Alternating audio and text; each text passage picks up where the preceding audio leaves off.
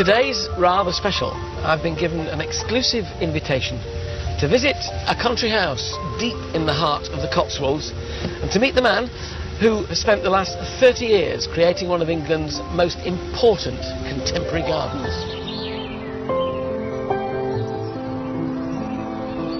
This is an estate of incomparable beauty and purity of purpose. A beacon for all things organic. It's also the passion project of arguably the best royal gardener in history. This is Highgrove House, home to the Prince of Wales, his sanctuary and the outlet for all his gardening aspirations.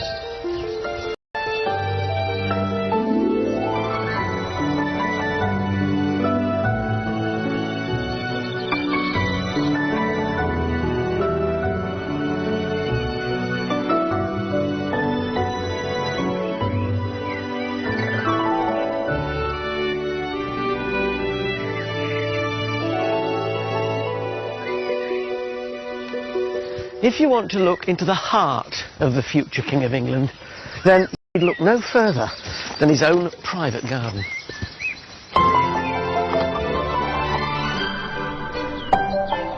It's a rare royal invitation. Never before has the Prince given up so much of his time to tell the story of Highgrove. I love it. To me, it's almost like an exhibition. I want to know why these gardens became an organic rallying cry and find out what it's been like to deal with decades of criticism. Bewildered, frankly, as if you were doing something positively evil. Above all, what does this sanctuary and private home mean to the man who will be king? Well, everything I've done here, it's almost like your children, really. Every tree, everything has a meaning and belonging, really.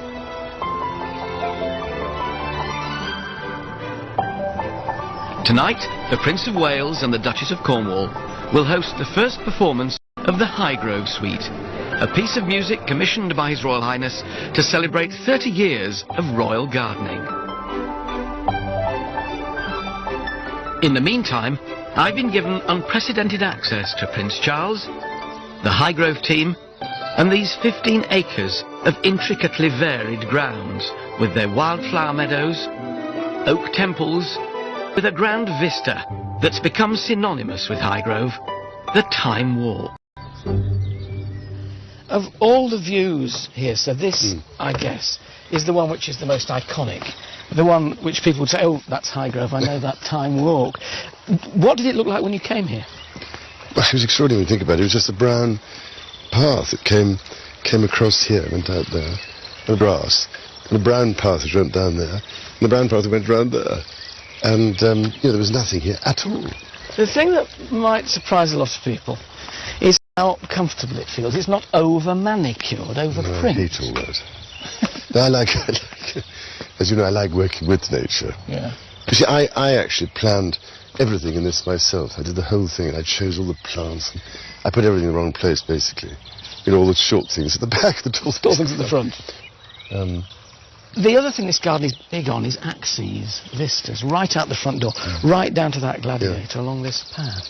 You see, I just felt when I came here first, one of the things I did begin to realise was it's so flat that it needed vistas in all directions, with eye catchers. It was really from going to other people's gardens, looking in books and things. You suddenly get ideas. Well, you always go, pinch ideas from other people. Yeah. So it's interesting to think that everything we see here is less than 30 years old. Yes. The hornbeams on stilts. Yes. Not the yews. The yews were because here. They were the only things here. But not in these strange No, shapes. they were puddings. Just puddings. Off golden yew. Yeah. And everybody, all the experts said, take them out. Roy Strong said, take them out. Rosemary Berry said, take them out. No, it's not like you not to listen to anybody. No. But in the end, I don't know why I thought. Well, I thought about it, and then I thought, well, no. But I have a passion for topiary, I hate to tell you. I have great fun here because I prune an awful lot. Yeah. I have my secateurs and my saw. Great therapy. Oh, it's terrific. But because I planted so many trees out everywhere. Yeah. And so wherever I go and walk now, I was sawing off. Well, that happens, is it? The thing about gardens is they don't stand still. No. It's not like furnishing a room and it stays and you dust it occasionally.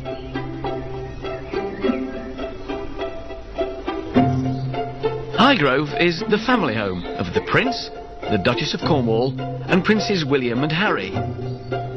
This Georgian building of neoclassical design was built around 300 years ago.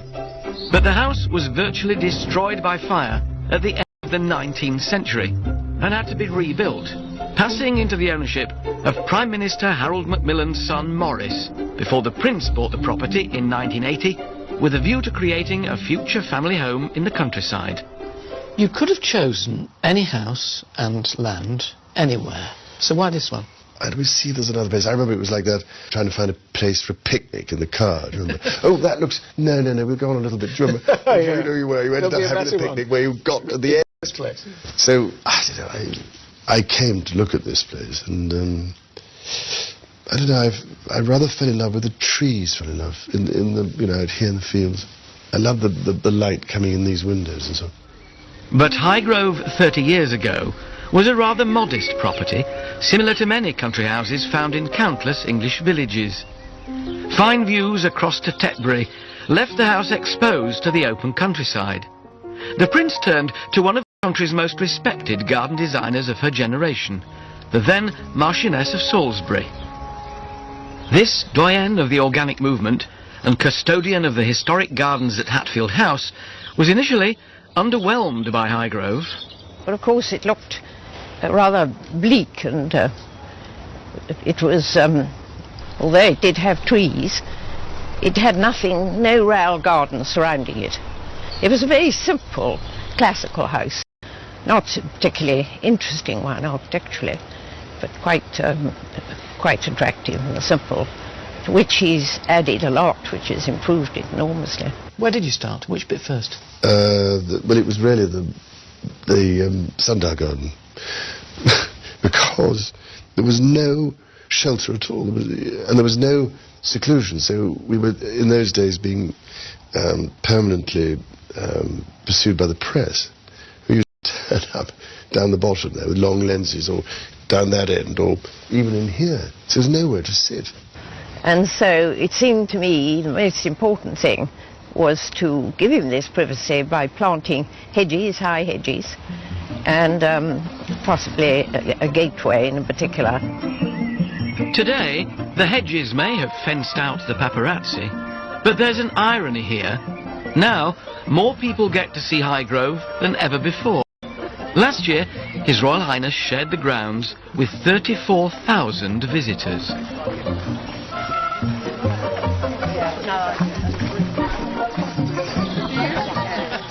When I first started on the garden tours, people were collapsing all over the place and there were no seats.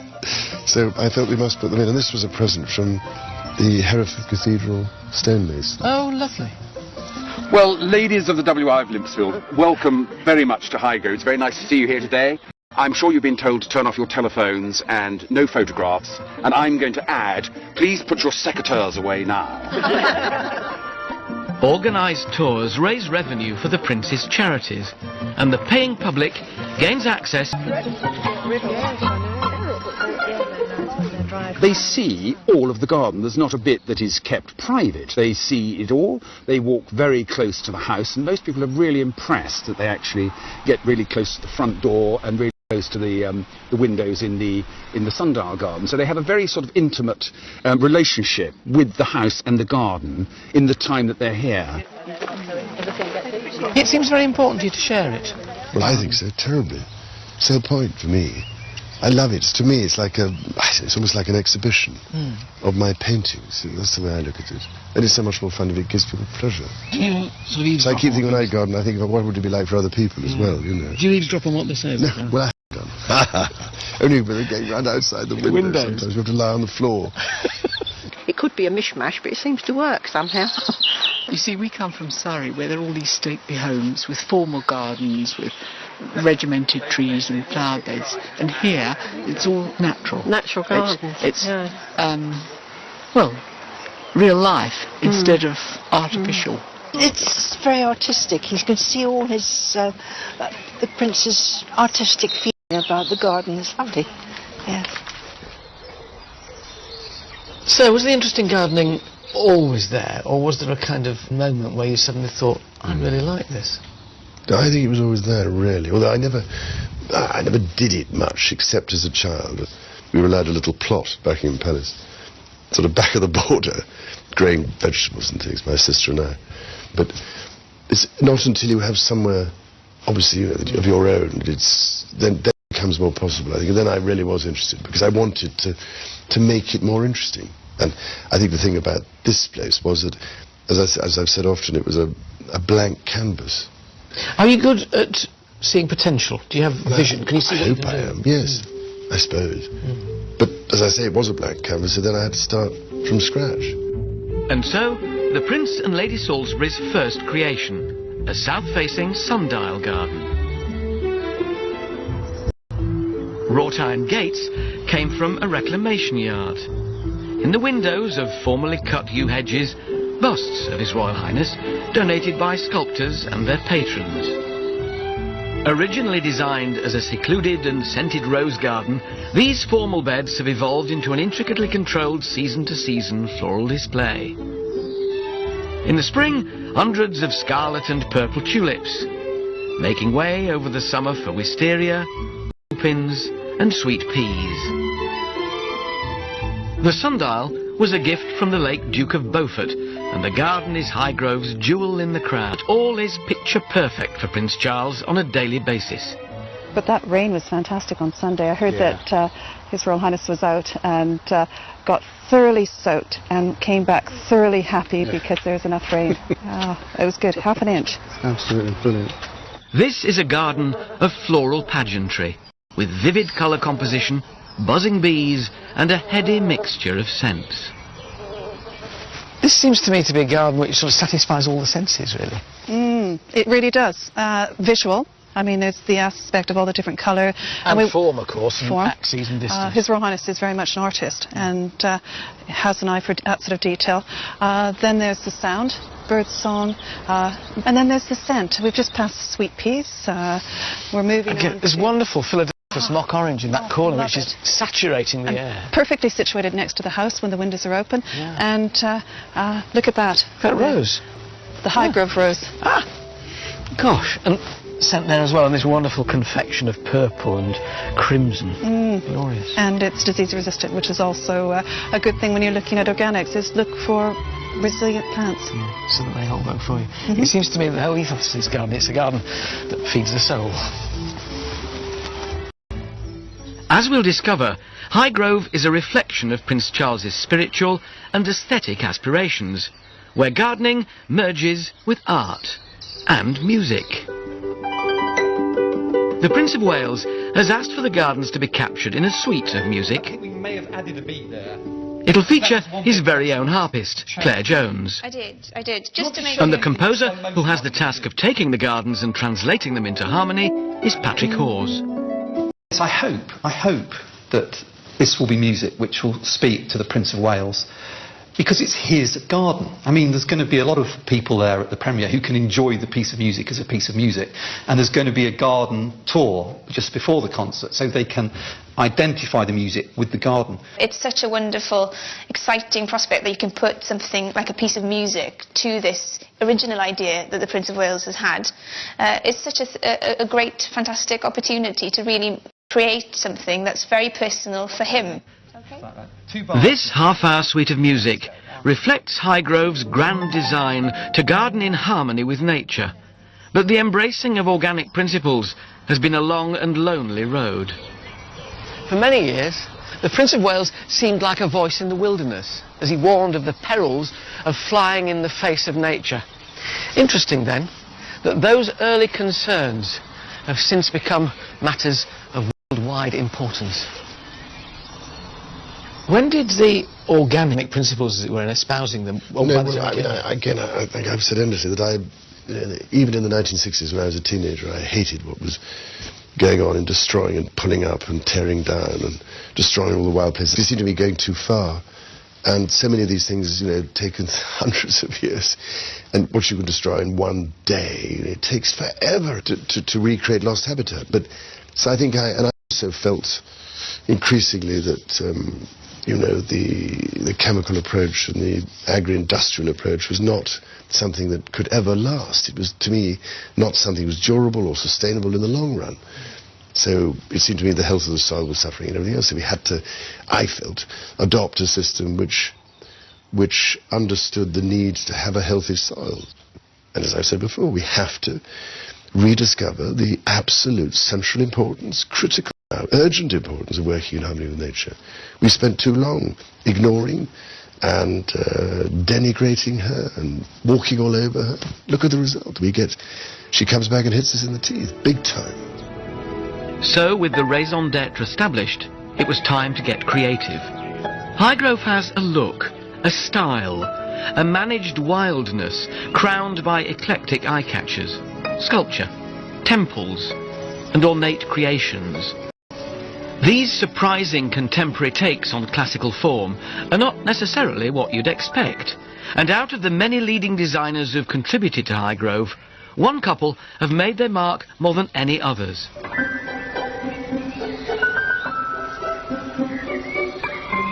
Julian and Isabel Bannerman view their garden at Hannam Court as a giant laboratory for their award-winning ideas.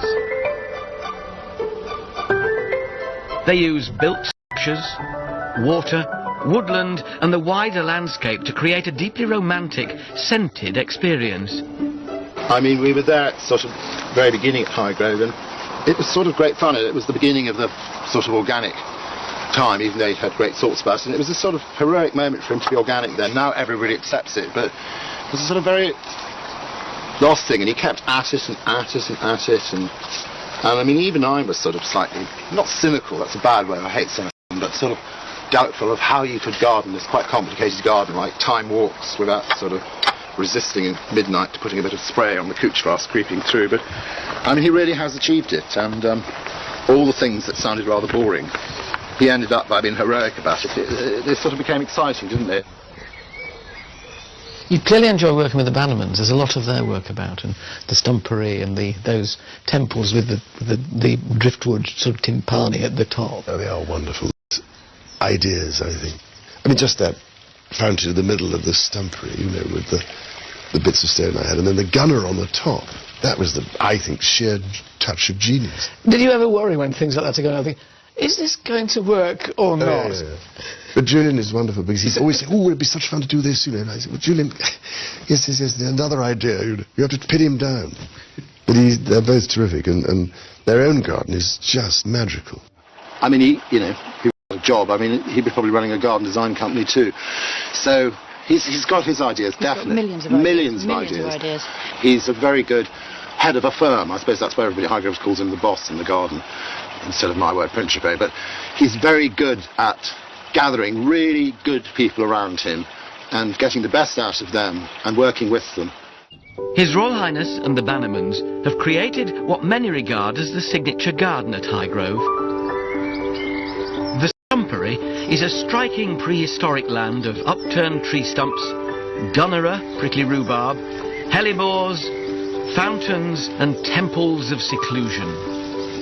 Gigantic sweet chestnut roots carefully jumbled to create convenient luscious pockets for ferns. And all a stage for a national collection of large leaf hostas, a particular passion of the Prince, thriving in shady glade. The Stumpery is like a lost world, revealing itself through twist and turn.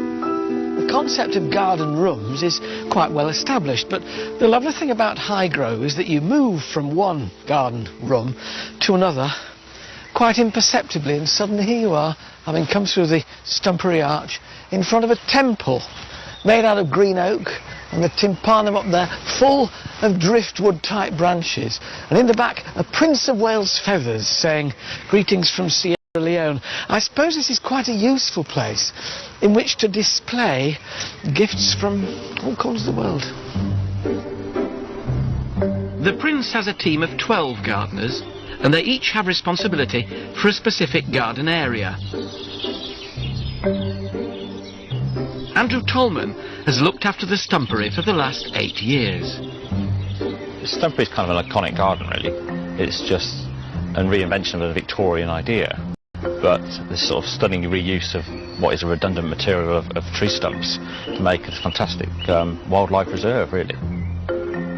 I think this garden is really kind of his stamp on the garden world, really. I mean, this is truly unique. I mean, there isn't anything like this in the rest of the garden world, and I think a lot of people that come to Highgrove come to see the stumpery, and I think, to me, it just represents that kind.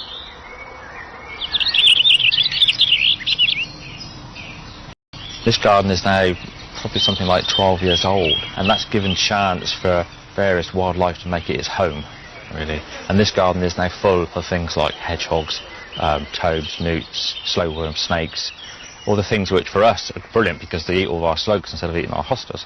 But they provide that kind of natural balance, and which is what we're really after. And it's noticeable in here, I think, of having worked in places where they use pesticides. The big difference in this garden is the sheer amount of wildlife, and the sheer amount of bird song is just absolutely phenomenal. I've never worked in a place with the amount of bird song.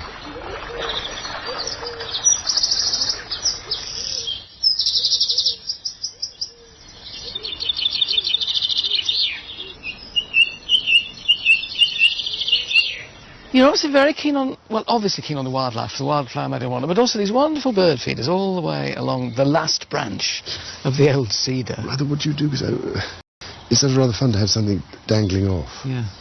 And they seem to quite like them in a funny way. But there's more tune to these gardens than just the bird song. Tonight, the Philharmonia Orchestra will perform the Highgrove Suite for the very first time. Patrick Hawes has only a few hours to conduct 40 musicians and the Royal Harpist into perfect harmony. The Orchard Room was built specifically to host visitors, organisations and the Prince's charitable events and concerts. Well done, that's terrific stuff. Yeah. Did you recognise that as the Gladiator? Well, getting there. It was very ethereal. We're standing outside and it's just drifting through the open doors. It was lovely. Because the great thing in here, the acoustics are not bad, are they? They're not bad at all. Actually, they're good for the size of string orchestra we have. It just kind of keeps it, stops it becoming too boomy. No, exactly. The suite is inspired by precise areas within the gardens, which is the stumpery and the wildflower meadow. You're following a great tradition, the likes of Vaughan Williams, Lark Ascending, you know, Countryside, Delius, Walk to the Paradise Garden. Yeah. We look, Beethoven's Pastoral Symphony. Countryside moves people, and it seems to me it can only make you write optimistic music. Well, absolutely, because what is there that's unoptimistic about it? It's a constant promise and a constant harvesting of something beautiful. What of the Prince of Wales, in a way, and his whole sort of gardening ethos, do you think comes through, or what do you want to come through in your music? Well, I can answer that in one word, and that's harmony. Because I know that's an important word for the Prince of Wales, not only in terms of gardening, but in all the arts. And you can see here the way the meadow works in harmony with nature. And so that's what, and enhance what this wonderful place tries to say. Nothing encapsulates gardening in harmony with nature, managed wildness, more than the wildflower meadow. A wide variety of species that all take their turn from spring to summer. Natives such as cowslips, buttercups and orchids are augmented with exotic alliums, tulips and camassias, peaking in May with different tones of purple and blue. You'd think that by its nature, a wildflower meadow could be left to do its own thing, but nothing could be further from the truth. Now, people walking through here would say, what a wonderful, natural wildflower meadow. They would, wouldn't they? They would. But it's not like that. It wasn't like this when His Royal Highness bought the property 30 years ago. So what was it like? It was a meadow, but it was pretty devoid of any sort of wildflowers. So it had chemicals used on it, yeah. So it was really not very species rich. And this is something that His Royal Highness wanted to create, something that he reminisced of what he saw in the 1950s, 60s, and had been lost in this country, and he wanted to recreate it. When you look at it now, it is the most vibrant carpet of so many different species. We've got little self-field down there, we've got masses of buttercups, marguerites, moon daisies, orchids over there, coming up like little purple candelabra. The secret then of getting a meadow like this is what? It's absolutely the opposite of what we need to do in the garden. There you want to enrich the soil, here you want to actually impoverish it. And that's why the yellow rattle, which you can see there, is the key element in any sort of meadow that's too rich. Because this is a wildflower which feeds off the roots of grass, so it weakens the grass that it grows along. It's a semi-parasite, that's really. It's in the same family as our snapdragon. Yeah. And it's such a pretty little one. And called yellow rattle because when the seeds are ripe, they rattle in their little... And it's just an annual as well. That's the other thing that you have to remember, so that it's important that you don't cut it too soon before the yellow rattle actually sets seeds and drop. So this is the key, isn't it, really, then, apart from making sure your soil is poor and introducing a good wildflower seed mix, is the right time to cut it. So when do you cut this? You can actually manage a wildflower for the species you want to encourage. So this one we cut mid-July to early August. I do think this is wonderful. Just a rough mown path, though, going through wildflowers. It's as bonny as any garden, really. One of the great joys about the meadow is going around now each year counting the orchids, the wild orchids. And that is a huge excitement because it was completely dead, this field, when I first came. Do you find now, sometimes, you come out here and you think, actually, I like this bit best because it's going to worry about a meadow in flowers, isn't it? But you have to have real patience again because it's just the constant management. I mean, years and years later after I'm dead, hopefully it'll get better and better. If we talk about likes and dislikes in gardening, you obviously love topiary. Yep. What are the hates? Because every gardener has them. I can't stand gladioli and I get it in the neck for them. No, I'm not mad about, very hot colours. I mean, as you can see, I rather love clipped things and the combination of different greens and yellows. What you also get is this wonderful shadow. When the sun comes out like this, suddenly it all moves and it's not like an enormous sundial, isn't it? Yeah. Swirls around. No, I know. Are you patient, gardener? I'm not now. I'm getting more and more impatient as you get older. Do you know? Well, you've not got the time. Well, that's the point. And whereas when I first started to put the yew hedge in, and it was they were just this size. I suppose it was. I thought, when are they ever going to grow? But maybe shovel manure on, which helps a lot. But now, if I'm planting hedges, I don't know, it drives me mad. Why aren't they growing? No, I think good old-fashioned, well-rotted manure is the secret of everything, I think. Conventional gardening focuses on the plants, whereas organic gardening is all about nurturing the soil. Debs was keen to introduce me to the unsung hero of Highgrove. So this is the powerhouse of the garden then, Debs, the compost heap. It's actually the most important aspect in an organic garden because what you need to do is feed the soil. What goes in must come up. Confuses a lot of people about composting. Nobody knows really quite what to put in. So what goes into your heap? Well, as you see, the grass clippings, we've got the shavings from the stables with the manure, which is great. We have anything from sort of the herbaceous material. Bulb seed as you cut off? That's right. The only thing we don't put in is any of the pernicious weeds.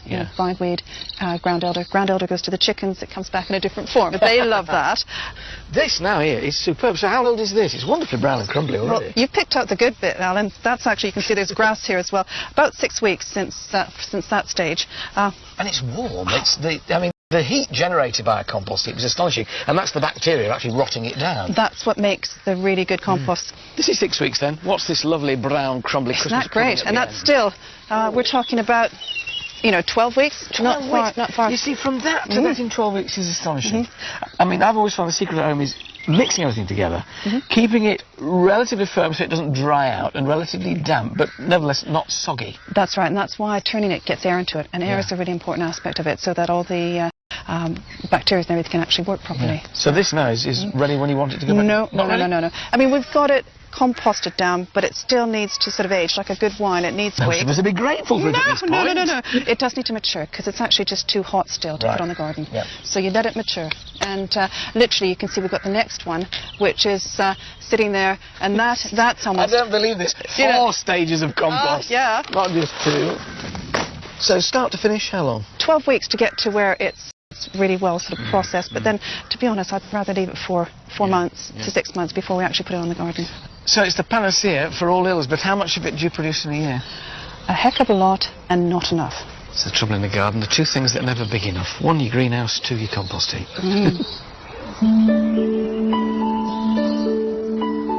It's this level of behind-the-scenes industry at Highgrove that allows the creation of such elaborate gardens. you go, there's a richness of detail, whether it's the path you're walking on here with these stones on end, or the wonderfully weathered stumps with ferns billowing from them, carvings on the back of gazebos and summer houses like this one. You get to the point where you think, well, maybe it's just for show, but then you're reminded that this is a family garden. There's a tree house up there. Look inside it, you'll see a child's tea set. Well, 2 children's tea set. I don't think there's any more, but Princes William and Harry had a great time in there when they were younger. When you go around the garden, it still does feel like a family garden. It's lived in, from the tree house to little arbours to sit in. So clearly it's a garden which is very used by the family. Well, yes, I mean, I'm glad you think so anyway, because I'm always intrigued what people think it's going to be like before they come. They all think it's going to be frightfully sort of manicured and formal, and I don't know why they think that, but anyway. And so when they come, they're amazed. They think, gosh, there's a weed, look, there's nettles or something. Well, why is that grown over the paths? Do you think it gives them confidence themselves, thinking, oh, mine's as good as that? So. But it's not like, well, I don't know. It's not like painting. When I see it, rather like painting a watercolour, my gardening. You know, you want to lay on the colour. You know, don't be sort of careful about it in some ways. I used to be frightfully careful, you know, when I started. But now, great thing is to slap it on, if you can. And so I rather see it like painting a picture. Do your sons, do the princes, share your passion for gardening?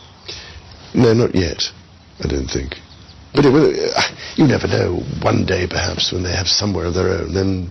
That seems to be the key. It seems to be ownership and custodianship. Yeah. So, I mean, they're not people who rush off and, like, potting up things or whatever else, or planting at the moment, but you never know. But I didn't do that very much either when I was young. Over the last 3 decades, an acre of fruit and veg is grown in the walled garden for the house and its guests, yet every detail has been aesthetically thought through. Just because a garden is utilitarian, it doesn't mean it can't be beautiful. All the fruit trees here are trained. These are in all great spheres atop single stalks, and then you come to a tunnel of apples that you can walk under. The beds in front where the herbs grow are decorative. A hedge here of rosemary, angelica and lovage, interwoven with golden marjoram. It's a William Morris of a garden. Have nothing in it that you do not believe to be beautiful or know to be useful.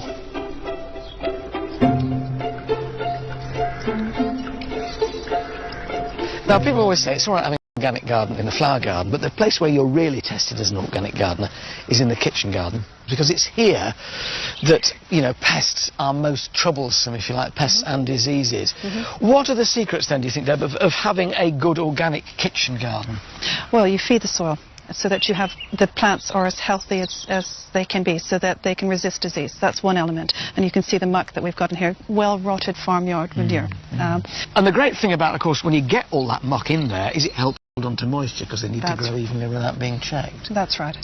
How do you make sure, though, that you get wildlife into a walled garden like this? Well, it's encouraging habitat for them. So we've got fruit trees, which the birds can actually feel at home in there. They're not... There's a wonderful arch of apple trees. It's beautiful. And it provides protection for the birds, but don't forget the insect life as well, because there are beneficial insects that we want to encourage. And so this is a little hedge which is just super. It's germander, and late June into July it comes up into flower. The flowers encourage the hoverflies, the butterflies. And the bees and whatnot come and pollinate your crops as well. So it's a whole, again, the cycle's evident, isn't it? It really works. What do you do, looking at these spuds here, with things like potato blight, which, you know, when a certain amount of atmospheric humidity occurs, your potatoes are going to get blight. How do you deal with that when you're organic? It's making sure you keep an eye on everything, and as soon as you see blight, you cut down the foliage. You don't want it to go down and through the tubers, and so literally getting the foliage down as soon as you see any form of blight. So is it what you call active management? Active management. The organic produce from the estate is now an internationally recognised brand, established against the odds of mainstream thinking. It's easy to forget now, because organic growing is so popular, just how unusual and offbeat it was 25, 30 years ago. Well, you had to put up with all the unbelievable stuff. But you were going backwards and it was irrelevant and it wouldn't work and all this stuff. Royal miles of always time. And when we first started doing the organic and the landscape, I mean, I think everybody thought he was poshy, and I used to feel very sorry for him and annoyed. But that he'd get this sort of criticism, what is he up to? And nobody would take it seriously. And, well, blow me, I'd like to say something a bit stronger than that. He's proven totally wrong, and it's quite a, hard thing to have done in those early days, because as a sort of member of the royal family, you have to be a bit careful, not tread on too many people's toes. You got a lot of flack. Did you ever feel like giving up? I've had a lot of for a lot of things. But it's slowly funny how it goes round. But no, of course not. Oh, well, yes, maybe. No, I didn't know, because I knew what I was doing. Dispirited now and again, but still determined. Oh, yes. Yeah. But, I mean, bewildered, frankly, by it. As if you were doing something positively evil. Potty this and potty that, and loony this and loony that. What's the harm in it? It's nothing mad or eccentric about it. I mean, if you've grown that little bulb, or even probably planted a lily seed and see it grow, you have that relationship with your plants, but it's mocked as though it's something half potty to do. I'm afraid I love the country, and I like being in touch with things. Of course, I happily talk to the plants, of course, the trees and all these other things. Listen to them. I think all gardeners do. But I mean, I think it's absolutely crucial, as far as I'm concerned. I never forgotten putting in the reed bed sewage treatment system. That kind of thing. But no, all sorts of people came to have a look, and they still do. And I was so funny, because we got a wonderful piece of paper from the German gentleman who helped put it up, and said, "You are now the proud owner of the sewage garden." Wonderful. And so I am the proud owner of the sewage garden. But no, I just knew that was the direction. I mean, it's been like that with everything I've done. Prince Charles has always insisted that all Highgrove's water and waste be recycled. The runoff from the roofs and all the royal bathwater goes back into the grounds. Even the drains flow directly into a garden designed as a sewage processing plant. So does all the waste product, as it were, from the house and the estate come into this place here? That's right. From the orchard room, from the main house, from all of the staff facilities. So what are we looking at here now? We've got an enormous sort of stone-sided tank, in effect, filled with Phragmites, Norfolk reed. And they act as a natural filter, filtering that sort of raw liquid sewage.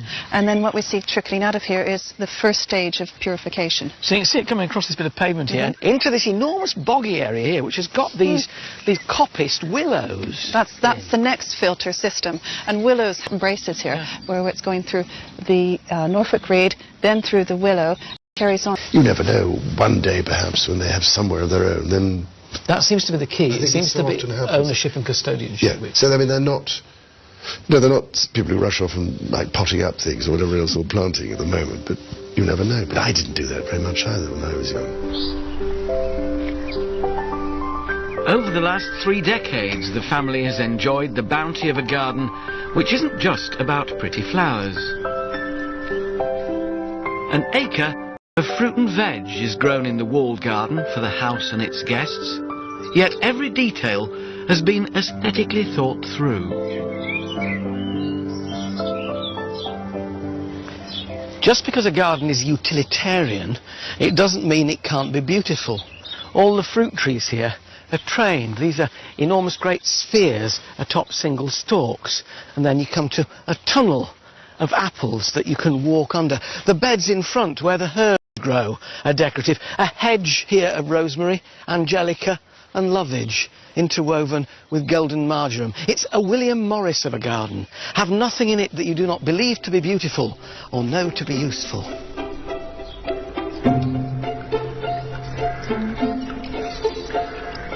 Now, people always say it's all right having an organic garden in a flower garden, but the place where you're really tested as an organic gardener is in the kitchen garden, because it's here that, pests are most troublesome, if you like, pests and diseases. What are the secrets, then, do you think, Deb, of having a good organic kitchen garden? Well, you feed the soil so that the plants are as healthy as they can be, so that they can resist disease. That's one element. And you can see the muck that we've got in here, well-rotted farmyard manure. And the great thing about, of course, when you get all that muck in there, is it helps hold on to moisture, because they need to grow evenly without being checked. That's right. How do you make sure, though, that you get wildlife into a walled garden like this? Well, it's encouraging habitat for them. So we've got fruit trees, which the birds can actually feel at home in. They're not... There's a wonderful arch of apple trees. It's beautiful. And it provides protection for the birds, but don't forget the insect life as well, because there are beneficial insects that we want to encourage. And so this is a little hedge which is just super. It's germander, and late June into July it comes up into flower. The flowers encourage the hoverflies, the butterflies. And the bees and whatnot come and pollinate your crops as well. So it's a whole, again, the cycles, everything, isn't it? It really works. What do you do, looking at these spuds here, with things like potato blight, which, you know, when a certain amount of atmospheric humidity occurs, your potatoes are going to get blight. How do you deal with that with your organic? It's making sure you keep an eye on everything, and as soon as you see blight, you cut down the foliage. You don't want it to go down and through the tubers, and so literally getting the foliage down as soon as you see any... From the estate is now an internationally recognised brand, established against the odds of mainstream thinking. It's easy to forget now, because organic growing is so popular, just how unusual and offbeat it was 25, 30 years ago. Well, you had to put up with all the unbelievable stuff. That you were going backwards and it was irrelevant and it wouldn't work and all this stuff. Royal support for the organic cause provided acres of copy for the press. He was miles before his time. And when he first started doing the organic and the landscape, I mean, I think everybody thought he was poshy, and I used to feel very sorry for him and annoyed. But they get this sort of criticism, what is he up to, and nobody would take it seriously. And, well, below me, I'd like to say something a bit stronger than that, he's proved him totally wrong, and it's quite a, you know, hard thing to have done in those early days, because as a sort of member of the royal family, you have to be a bit careful, not tread on too many people's toes. You got a lot of flack. Did you ever feel like giving up? I've had a lot of flack for a lot of things. But it's only funny how it goes round. But no, of course not. Oh, well, yes, maybe. No, I didn't know, because I knew what I was doing. Dispirited now and again, but still determined. Oh, yes. Yeah. But, I mean, bewildered, frankly, by it. As if you were doing something positively evil. You know, potty this and potty that, and loony this and loony that. What's the harm in it? It's nothing mad or eccentric about it. I mean, if you've grown that little bulb, or even probably planted a lily seed and seen it grow, you know, you have that relationship with your plants, but it's mocked as though it's something half potty to do. I'm afraid I love the country, and I like being in touch with things. Well, of course, I happily talk to the plants, of course, you know, the trees and all these other things. Listen to them. I think all gardeners do. But I mean, I think it's absolutely crucial. I mean, as far as I'm concerned, I've never forgotten putting in the reed bed sewage treatment system. Oh, that kind of thing. But now lots of people came to have a look, and they still do.